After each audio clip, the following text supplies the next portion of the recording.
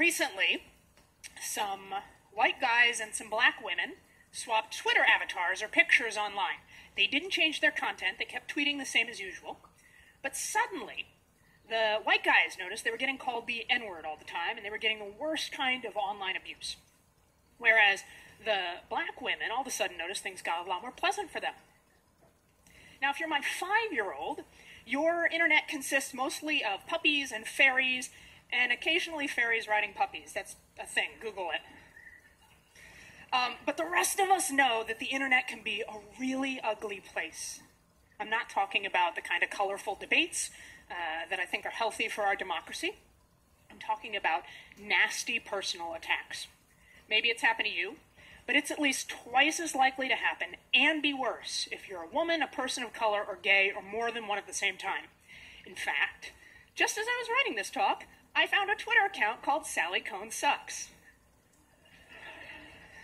The bio says that I'm a man-hater and a bull dyke, and the only thing I've ever accomplished with my career is spreading my perverse sexuality, which, incidentally, is only a third correct. I mean, lies! But seriously, we all say we hate this crap. The question is whether you're willing to make a personal sacrifice to change it. I don't mean giving up the internet. I mean changing the way you click, because clicking is a public act. It's no longer the case that a few powerful elites control all the media and the rest of us are just passive receivers. Increasingly, we're all the media. I used to think, oh, okay, I get dressed up, I put on a lot of makeup, I go on television, I talk about the news. That is a public act of making media. And then I go home and I browse the web and I'm reading Twitter, and that's a private act of consuming media. I mean, of course it is. I'm in my pajamas. Wrong. Everything we blog, everything we tweet, and everything we click is a public act of making media.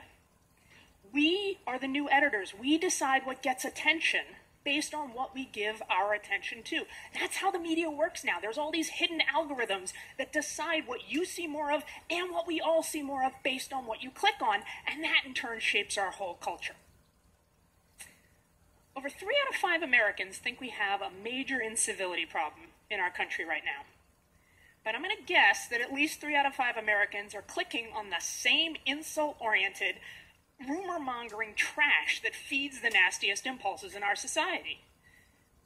In an increasingly noisy media landscape, the incentive is to make more noise to be heard. And that tyranny of the loud encourages the tyranny of the nasty. It does not have to be that way. It does not. We can change the incentive. For starters, there are 2 things we can all do. First, don't just stand by the sidelines when you see someone getting hurt. If someone is being abused online, do something. Be a hero. This is your chance. Speak up, speak out. Be a good person. Drown out the negative with the positive.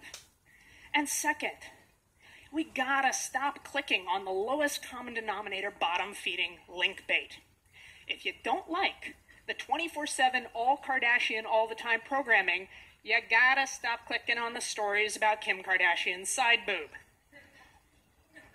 I know you do it. You too, apparently. I mean, really, same example. If you don't like politicians calling each other names, stop clicking on the stories about what one guy in one party called the other guy in the other party. Clicking on a train wreck just pours gasoline on it. It makes it worse. The fire spreads. Our whole culture gets burned. If what gets the most clicks wins, then we have to start shaping the world we want with our clicks. Because clicking is a public act. So click responsibly.